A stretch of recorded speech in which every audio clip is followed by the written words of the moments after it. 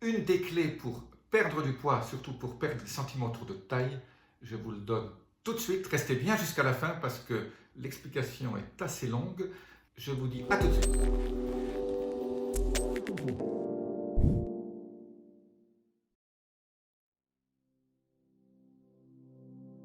Je suis Jean-Marie Coutermin, expert en rajeunissement et longévité, et j'aide ma communauté à ajouter de la vie à leurs années et des années à leur vie.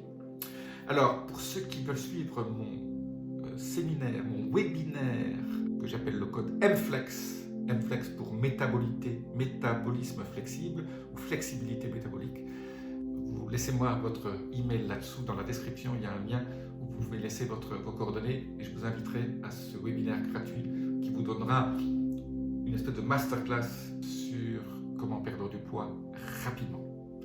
Perdre 10 cm en 10 semaines. Si ça vous intéresse, laissez-moi votre email.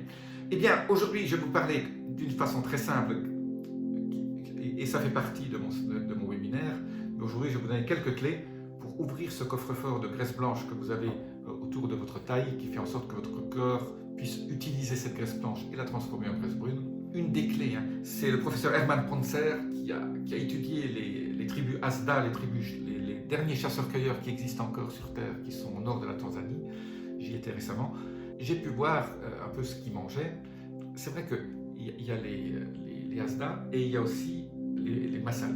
Et ces deux tribus ont des alimentations différentes, mais on ne voit pas de gens obèses, on ne voit pas, ils sont tous une ligne absolument parfaite. Ils n'ont pas de problème de tour de taille.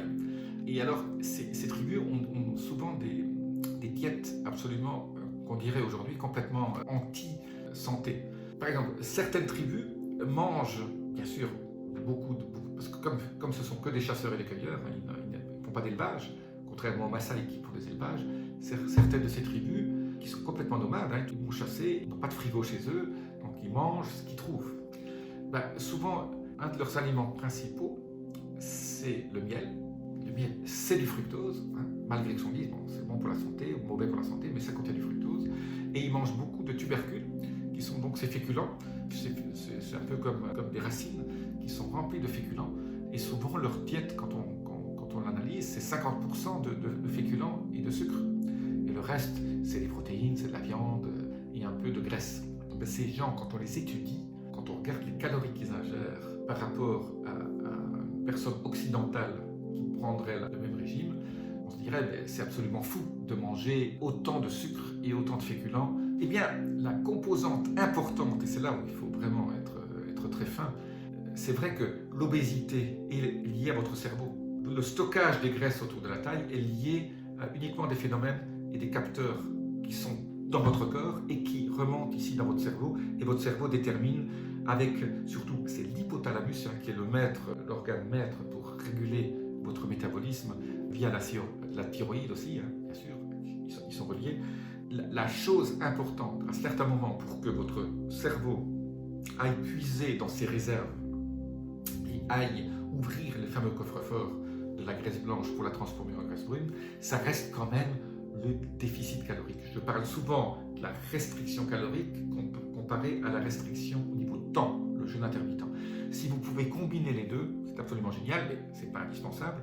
Mais à un certain moment, quand on veut vraiment pousser le corps, mais il ne faut pas faire ça pendant une journée, ça doit être une diète c'est pas un régime, ça doit être un rituel d'à peu près un an à garder. Je ne dis pas qu'il faut compter les calories, mais il faut faire attention à la grandeur de votre assiette et à petit que les capteurs qui envoient les informations au cerveau, il faut un peu donner les bonnes informations. Alors, une bonne information, par exemple, il y a un capteur autour de l'estomac qui dit quand l'estomac est tendu, il faut arrêter de manger parce que sinon, il va exploser. On peut très bien faire en sorte que ce capteur donne une information en mangeant beaucoup de fibres. Et c'est là aussi, les fibres sont importantes, ou des aliments comme le konjac, par exemple, ou c'est comme les algues qui grossissent, qui prennent beaucoup d'eau et qui font en sorte de prendre du volume dans votre estomac.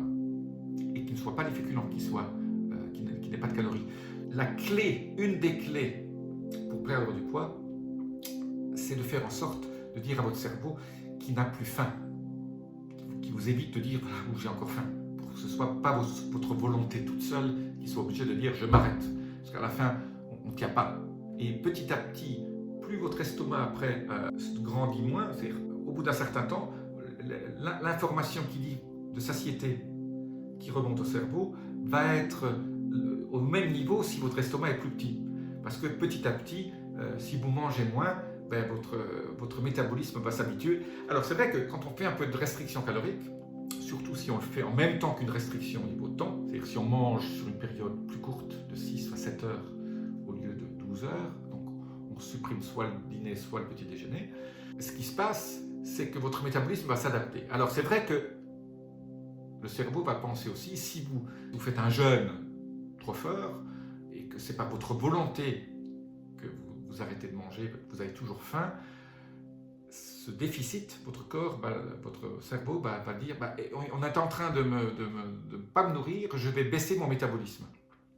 Donc en fait, votre métabolisme, il va baisser et donc vous allez consommer moins. Donc ce qui n'est pas non plus l'idéal, il faut que votre métabolisme reste élevé. Alors, les études ont montré aussi que, et ça c'est absolument faux, ça paraît tout à fait contre-intuitif, mais Hermann Pontzer, le professeur Pontzer, qui a écrit un livre là-dessus, dit finalement, quelqu'un qui court un marathon, ou quelqu'un qui reste chez lui à regarder la télévision, il va consommer exactement la même quantité d'énergie. En fait, quand vous courez un marathon, vos muscles vont beaucoup produire, mais votre corps derrière va utiliser ses réserves, l'énergie qu'il aurait utilisée pour d'autres parties de son corps, pour faire le marathon. Donc en gros, c'est l'énergie qui est utilisée par votre cerveau. Bon, le cerveau, c'est 20% d'énergie consommée. Mais le reste, on fait à peu près 2500 calories, quand on est au repos entre 2000 et 2005. Mais si vous utilisez 1000 calories pour courir un marathon, pour courir ou pour faire du sport, et si vous ne mangez pas, votre corps va prendre sur le reste de l'énergie consommée dans votre corps, la digestion ou d'autres métabolismes de maintenance, et va abaisser cette partie-là pour que, in fine, la consommation d'énergie de votre corps soit relativement stable. Et ça, c'est une découverte assez récente. On ne savait pas que finalement votre corps allait s'adapter à votre dépense énergétique supplémentaire liée au sport, liée à tout ce que vous faites, quoi. Et donc, sachant cette partie-là, la seule chose qui fera que votre corps commencera à puiser dans ses réserves et à retrouver la clé de cette flexibilité métabolique dont je parle tant, c'est de faire un déficit calorique, mais pas trop important. Donc c'est pour ça que je dis toujours, au lieu de prendre une assiette normale, prenez une assiette à dessert, et ne mangez pas entre les repas, mangez sur 2 repas. Donc c'est très facile de sauter un repas, surtout si on prend un peu, comme je dis toujours le matin, un citron avec un peu de vinaigre de cidre. Tout ça permet de faire en sorte d'oublier. Et alors si vous avez faim entre les repas, buvez de l'eau, reprenez un autre citron. Tout ça fera en sorte de ne pas couper votre jeûne intermittent. Si vous combinez le jeûne intermittent d'un côté à un déficit calorique pas trop important, le déficit calorique doit rester, je dirais, 100, 200, 300 calories maximum. Et si vous faites ça continuellement pendant 1 an, vous allez perdre ces fameux 10, 15, 20 kilos facilement. Et après, il faut continuer à rester sur ce rythme. Au lieu de perdre 200 calories, vous restez à un niveau de peut-être de 50 à 100 calories. Toujours rester un tout petit peu en déficit pour que votre corps s'adapte et continue à puiser dans ses réserves, parce qu'il y a de temps en temps, vous allez manger une pizza ou de temps en temps, vous allez manger un peu plus. Et dans ce cas-là, votre corps va mettre ça en réserve, surtout s'il y a des sucres ou des féculents dedans. Et bien là, donc la clé, je répète, la clé, c'est combinaison d'une restriction calorique et d'une restriction au niveau du temps, de la période où on mange. Ça, alors moi je conseille de faire ça 5 jours sur 7, le samedi ou dimanche ou 6 jours sur 7. Reprenez un petit déjeuner. Pourquoi? Parce qu'il faut que votre corps garde cette flexibilité métabolique pour pouvoir quand même transformer du fructose et du glucose et ne pas seulement faire des cétones. Parce que quand on fait le régime cétogène, parce que en gros, quand vous mangez moins et que surtout vous éliminez les sucres rapides et les sucres lents, parce que ça c'est la 3e composante, vous n'êtes pas obligé, la 3e composante ajoute encore un tout petit peu, si 5 jours sur 7, par rapport à cette restriction calorique et cette restriction en temps, vous En plus, vous éliminez les sucres rapides et vous mangez très peu de féculents. Vous commencez à faire de la flexibilité métabolique. Là, votre corps va commencer à s'adapter. Pendant la semaine, il va faire des cétones. Le samedi et le dimanche, vous mangez peut-être un petit peu de pain, vous mangez peut-être un plat de pâtes, pas non plus. Hein, au lieu de prendre des plats de pâtes comme ça, vous prenez 50 grammes de pâtes. Et votre corps va fabriquer, va transformer ces féculents en glucose et va les transformer un tout petit peu en graisse qu'il va réutiliser pendant la semaine. Mais tout ça, il faut que ce métabolisme et cette adaptabilité et cette flexibilité métabolique de votre corps jouent en votre faveur et que votre corps s'adapte et s'adapte vite. C'est quoi le diabète type 2 ? Le diabète type 2, c'est quand vous faites de la résistance insulinique, c'est que quand vous mangez trop de sucre pendant trop longtemps, votre corps fabrique l'insuline, mais vos cellules ne sont plus capables, elles ont perdu la clé pour que l'insuline puisse rentrer et transformer et utiliser votre glucose. Il est super important que vous retrouviez cette flexibilité métabolique. Et si vous voulez en savoir plus, appuyez sur les petits boutons, il y a un petit lien pour vous inscrire à mon cours, à mon webinaire gratuit sur la flexibilité métabolique. Ça, c'est une des clés. Je viens de vous donner une des clés importantes, c'est la combinaison de la restriction calorique.